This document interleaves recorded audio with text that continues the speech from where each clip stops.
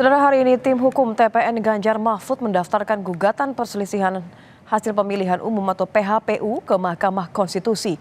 TPN Ganjar Mahfud menyerahkan bukti-bukti dari laporan dugaan pelanggaran dan kecurangan di pemilu 2024 lalu.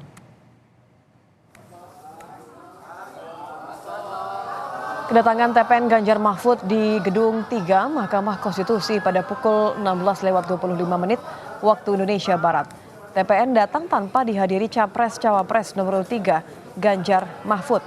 Dalam permohonannya, TPN menyertakan pula 4 kontainer berkas dalam pendaftaran gugatan. Gugatan ini berfokus pada dalil pelanggaran pemilu 2024 yang terjadi secara terstruktur, sistematis, dan masif.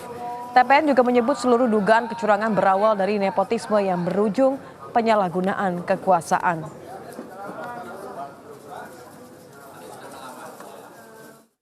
Demokrasi itu penting, supremasi hukum itu penting, konstitusi itu penting, dan kita tidak ingin itu diinjak-injak. Kita tidak ingin itu dilanggar. Ya. Nah, kita melihat asal muasal ini semua adalah nepotisme. Sekali lagi saya ucapkan nepotisme yang membuahkan abuse of power, penyalahgunaan kekuasaan yang terkoordinasi. Untuk mengetahui informasi terkini terkait pendaftaran gugatan sengketa pemilu di hari terakhir, sudah ada jurnalis Kompas TV, ada Francisco Donasiano di Gedung Mahkamah Konstitusi. Selamat malam, Sisko. Hari ini TPN Ganjar Mahfud memasukkan gugatan terkait dengan dugaan kecurangan dalam pemilu. Ada yang menjadi pokok gugatan TPN Ganjar Mahfud, apa saja? Baik, yang menjadi gugatan kemudian yang disampaikan oleh khususnya tim kedeputian hukum dari TPN Ganjar Mahfud ini adalah penyalahgunaan kekuasaan seperti itu sehingga menyebabkan adanya dinilai kecurangan. Dan memang dari poin kemudian yang disampaikan adalah meminta kemudian diskualifikasi untuk pasangan calon nomor urut 2 yaitu Prabowo Gibran dalam kontestasi pemilu 2024 kemarin. Memang ada sejumlah hal kemudian dipaparkan juga Nitya dan juga saudara kenapa ada permintaan untuk melakukan diskualifikasi terhadap paslon tersebut karena adanya nepotisme dan juga penyalahgunaan mulai dari pendaftaran yang kita ketahui dari gugatan MK nomor 90 yang juga cukup berpolemik ataupun juga berdinamika beberapa waktu yang lalu, dan juga adanya juga intimidasi yang dilakukan oleh petugas-petugas yang berada ataupun juga saat pemilihan umum 2024 kemarin. Itulah kemudian sejumlah hal ataupun juga poin yang disampaikan. Nah, ketika kemudian datang pada pukul 16.15 ini untuk proses pendaftaran sendiri, alur ini diikuti oleh sejumlah politisi PDIP. Kalau kita lihat ada Sekjen PDIP Hasto Kristianto, kemudian ada Adiana Pitupulu, Masinton Pasaribu, dan untuk TPN sendiri dihadiri juga oleh Ketua TPN yaitu Arsyad Rashid, kemudian juga deputi hukumnya Todung Mulya Lubis. Ini sekitar 1,5 jam untuk proses pendaftaran, dan itulah kemudian hasil ataupun juga yang disampaikan dalam hasil konferensi pers adalah masalah pendiskualifikasian. Nah, kalau kita lihat dari pasangan paslon nomor urut 3 ataupun juga paslon 01 ini sebenarnya tidak jauh berbeda, namun kalau untuk terkait dengan gugatannya ini perbedaannya adalah kalau paslon 01 ataupun juga Timnas Amin ini meminta untuk mendiskualifikasi cawapres nomor urut 2 Gibran Rakabuming Raka, yang juga kalau kita lihat dari dalil ataupun juga yang disampaikan adalah masalah dari peraturan MK nomor 90 yang kemudian berpolemik juga, dan juga dari perjalanan pemilihan umum yang dinilai juga terjadi kecurangan. Itulah sejumlah hal kemudian yang disampaikan, dan memang pada hari ini Nitya dan juga saudara merupakan batas terakhir untuk permohonan gugatan ke Mahkamah Konstitusi, mengingat juga 3 hari setelah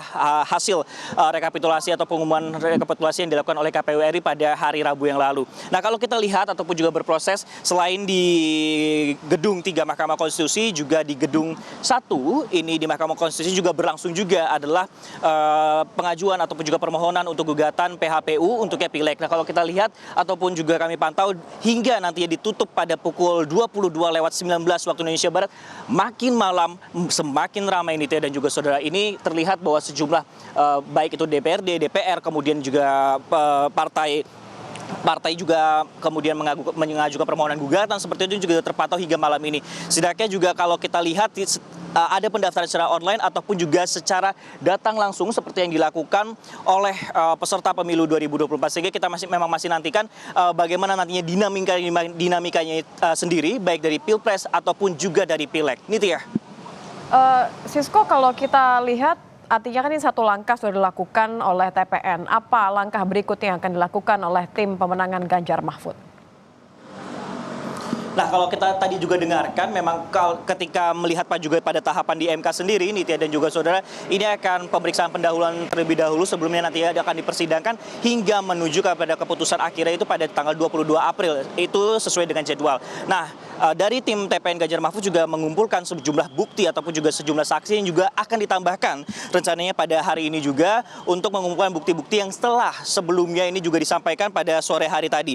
Total kalau kita lihat ataupun juga berdasarkan konferensi pers tadi, setidaknya ada 151 halaman yang kemudian menjadi gugatan dan ini bisa saja bertambah lagi mengingat berdasarkan keterangan ataupun juga dari Deputi Hukum TPN Ganjar Mahfud yaitu Todung Mulia Lubis, ada sejumlah bukti kemudian akan dilampirkan dan juga ada sejumlah saksi yang nantinya juga akan dihadirkan ataupun juga dipersiapkan dalam persidangan nanti. Nah, kita memang masih lihat bagaimana kemudian dinamika yang akan terjadi baik itu mungkin dari TPN ataupun juga dari Timnas Amin seperti apa nantinya hasil keputusan karena memang setidaknya membutuhkan waktu 1 bulan lagi menuju keputusan akhir. Nah, selain itu juga memang juga berproses selain juga masalah Pilpres ada juga Pileg seperti itu yang juga dinilai banyak faktor dan juga banyak masalah seperti itu tidak hanya dari partai koalisi pendukung, baik itu juga dari perorangan juga mengajukan permohonan sehingga memang masih kami nantikan bagaimana kedua hal ini dalam pemilu yaitu Pileg ataupun juga Pilpres ini akan berjalan di tanggal 22 nanti hasilnya. Baik, terima kasih jurnalis Kompas TV Francisco Donasiano.